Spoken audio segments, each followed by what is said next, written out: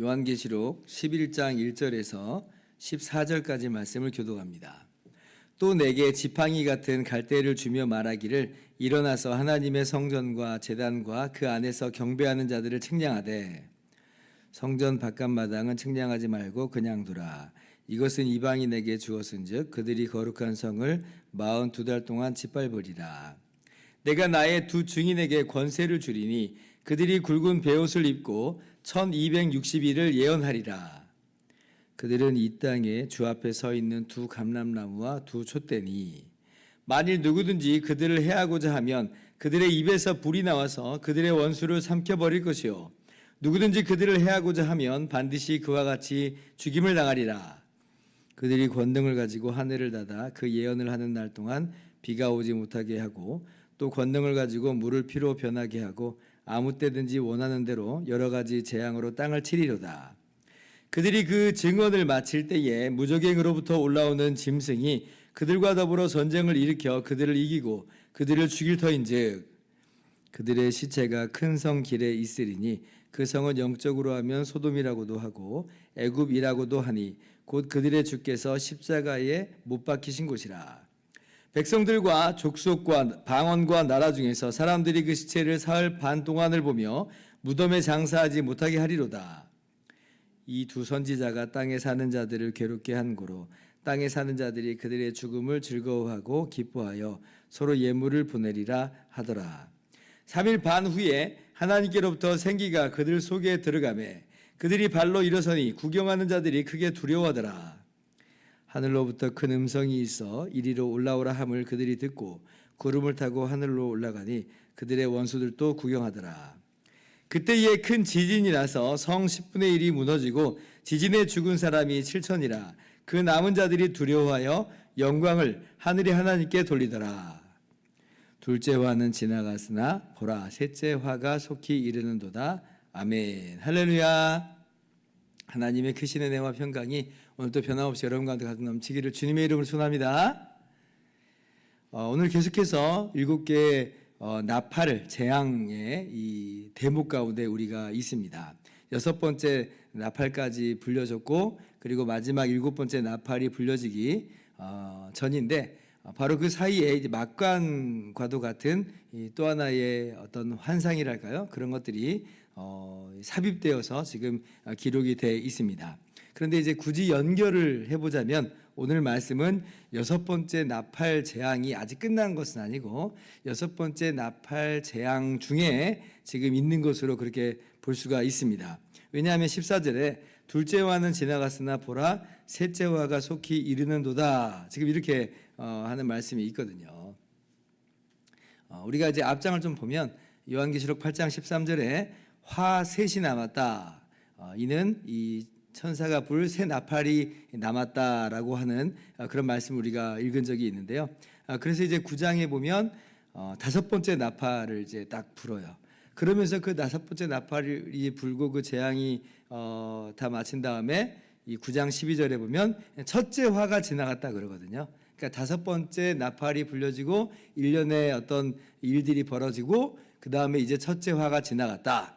그리고 이제 9장 13절에 6번째 나팔이 불려져요. 그리고 쭉 얘기가 이어지다가 오늘 이제 11장 14절에 둘째 화가 지나갔다 이렇게 되는 거거든요. 그러니까 오늘 말씀은 6번째 나팔의 그 재앙의 어떤 사건 속에 삽입되어 있는 그러한 이 막간 환상이기도 하다 이렇게 우리가 이해를 할 수도 있는 것입니다.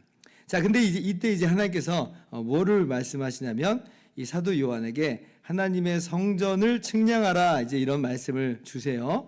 1절 말씀 보면 또 내게 지팡이 같은 갈대를 주며 말하기를 일어나서 하나님의 성전과 제단과 그 안에서 경배하는 자들을 측량하되 그러죠.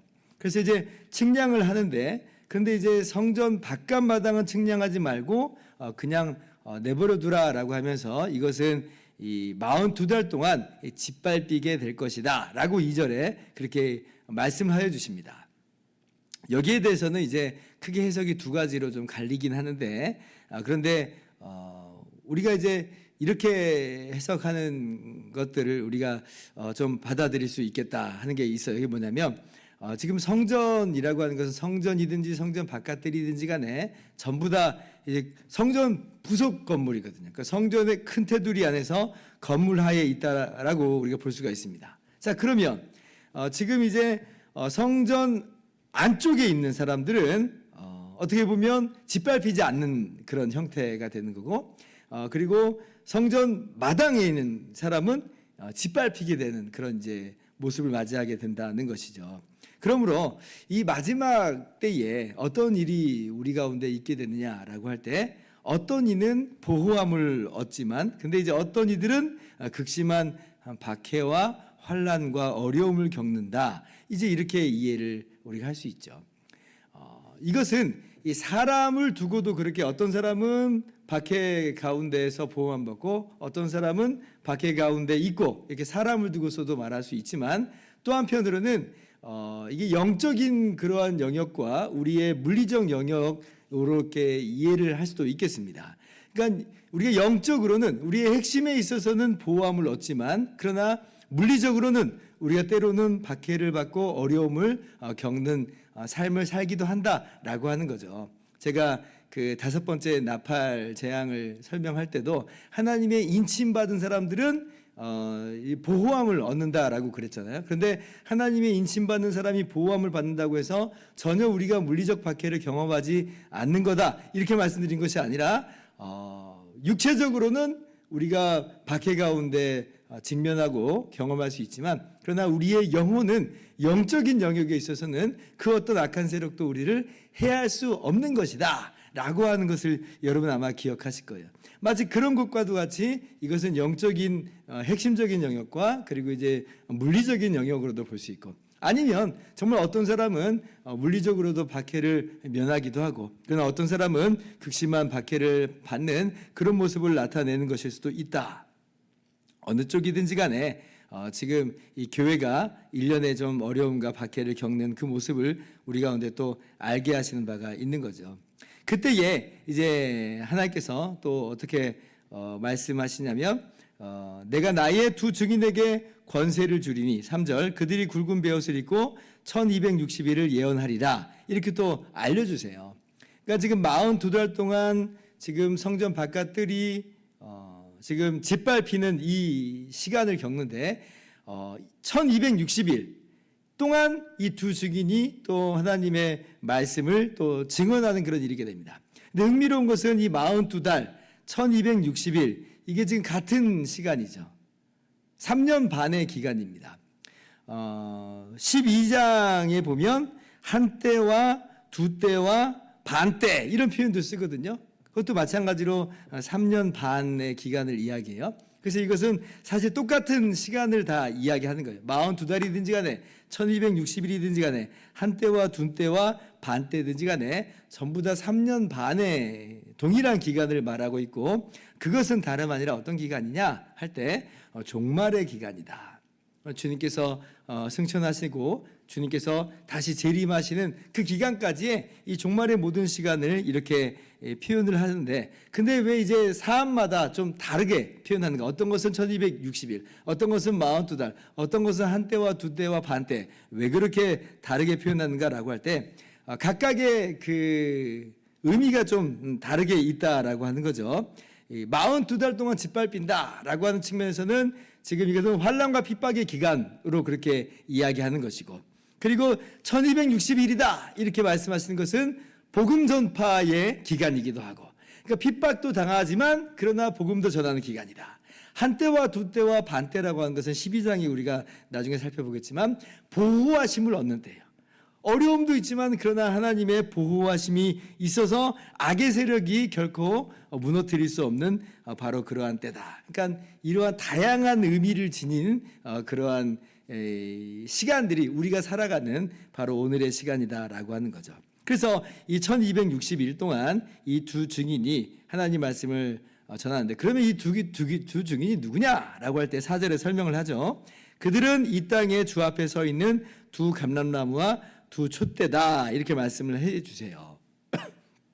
촛대라고 하는 것은 이미 요한계시록 1장 20절에 어떤 의미를 담아내고 있는지를 말씀해 주신 적이 있어요. 뭐냐면 교회를 일컬어서 이제 촛대다, 이제 이렇게 말씀하신 적이 있거든요.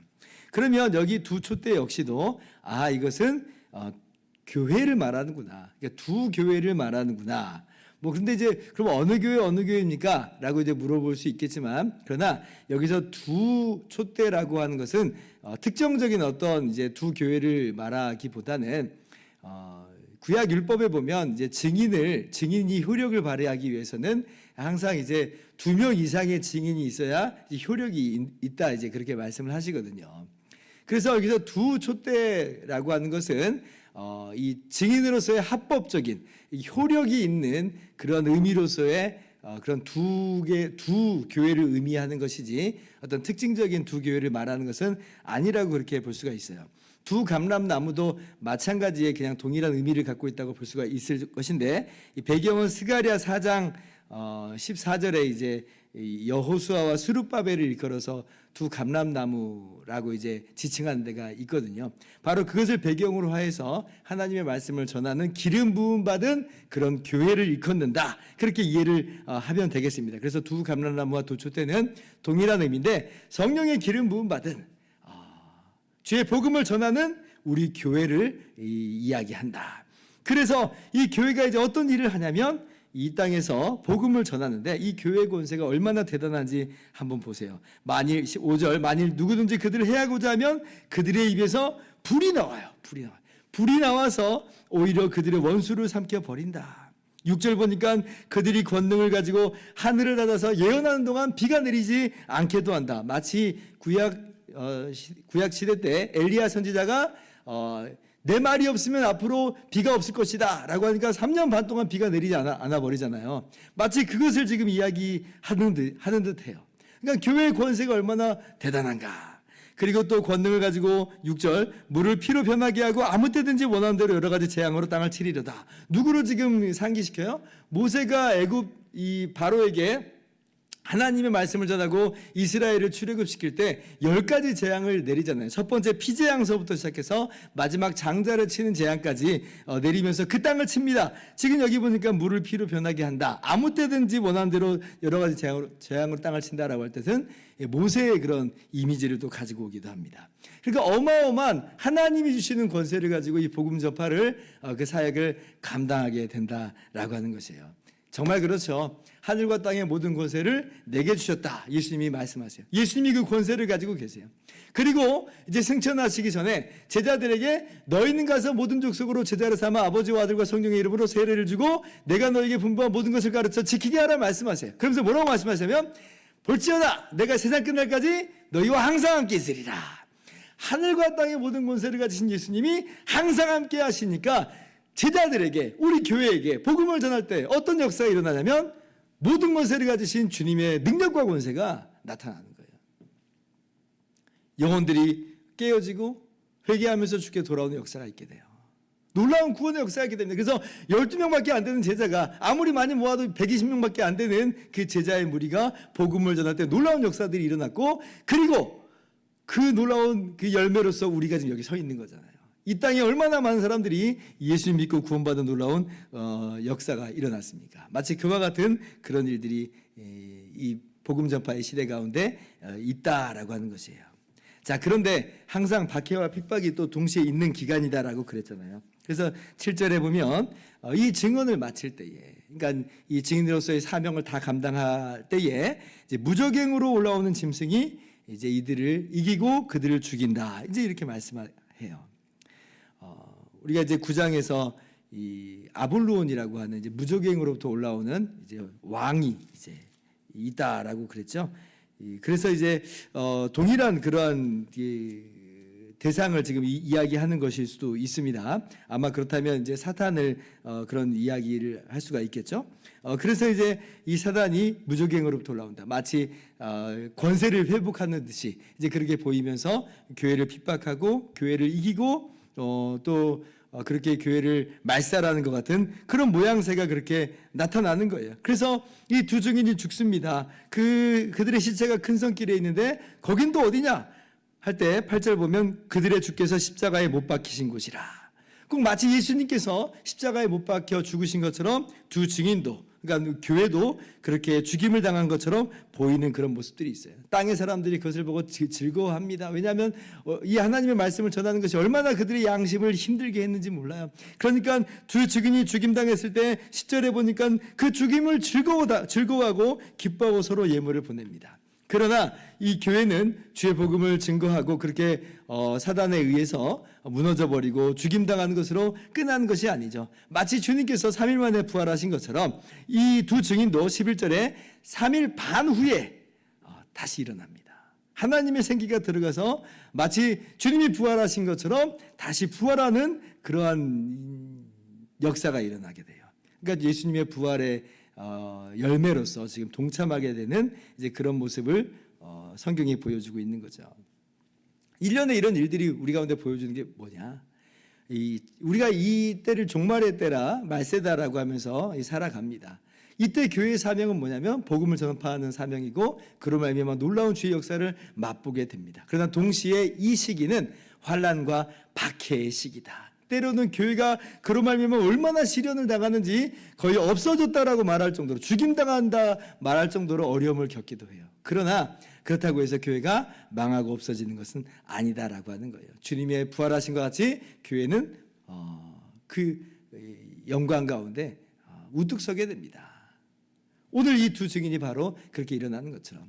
그러므로 이 말세를 살아가는 우리들이 어떤 환경에 있으며 그러나 우리가 무엇을 해야 되는지를 오늘 말씀이 똑똑하게 보여주는 거예요.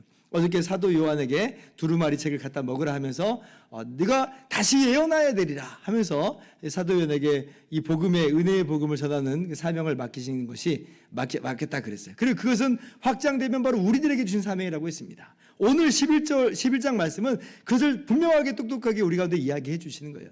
오늘 살아가고 있는 이 말세를 살아가고 있는 우리의 사명이 뭐냐라고 할 때 그것은 바로 두 증인의 삶.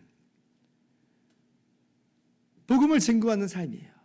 우리 주님의 권세를 가지고 복음을 전할 때 우리를 통해서 주께서 놀라운 일을 이루실 것입니다. 물론 환난도 있고 핍박도 있고 박해도 있고 정말 그러한 이 고초가 있을 수 있지만 뒷걸음질 치지 말고 주님 다시 오시는 날까지 주님 주신 힘과 권세로 능력으로서 힘써 복음을 증거하는 저와 여러분 모두 되기를 주님의 이름으로 축원합니다. 기도하겠습니다.